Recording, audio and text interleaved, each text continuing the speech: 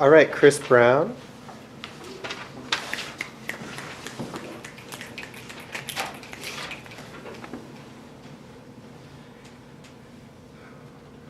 It was 2009. I had left the United States to be a missionary. This was the first time for me stepping outside of the country ever. I had arrived in Paraguay, a small country located in the heart of South America. For me, the first moments being in a different country will be burned into my memory forever.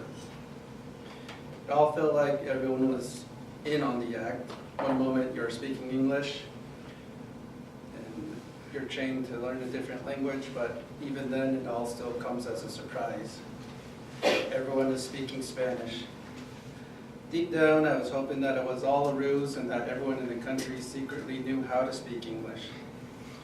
I was standing close to my trainers that were well acquainted to the language already. I looked for my luggage. Time passes by. Still no luggage. Anxiety turns into fear as I wait for the news of all my belongings. Doesn't help that I feel sick from the flight. Something I had ate on the flight had turned my stomach upside down.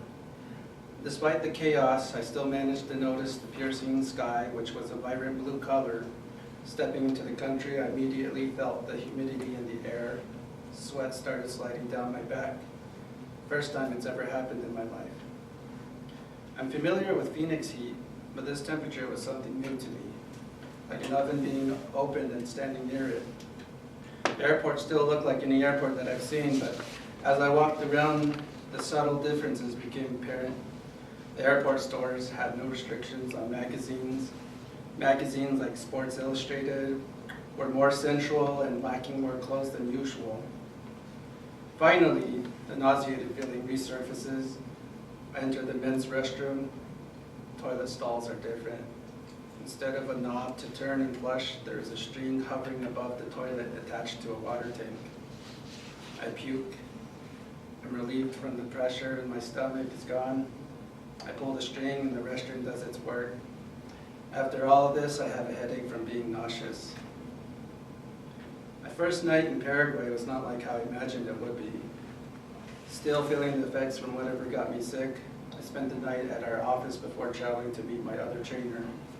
One of the bad things about long flights is start to feel your body accumulating in filth.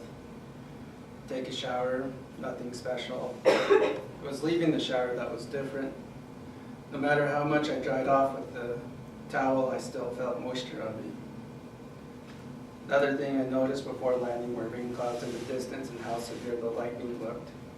Before sleeping on the last comfortable bed of my trip, the rain began showering outside. Skies were no longer clear, but gray and muggy from the humidity. As I laid there in bed, I just wondered how I would do, knowing the biggest challenge was not over yet. I still wasn't fully fluent in Spanish yet. There are many more foreign experiences like this. These are the small things that even if 30 years passed by, I would still be able to recall my first steps into a foreign country. Without this experience, I don't think I'd be where I am today. Wouldn't have had the courage to marry a foreigner. Whenever I feel I can't experience new things, I look back to this moment in my life. All the new and sometimes scary sensations are part of an adventure.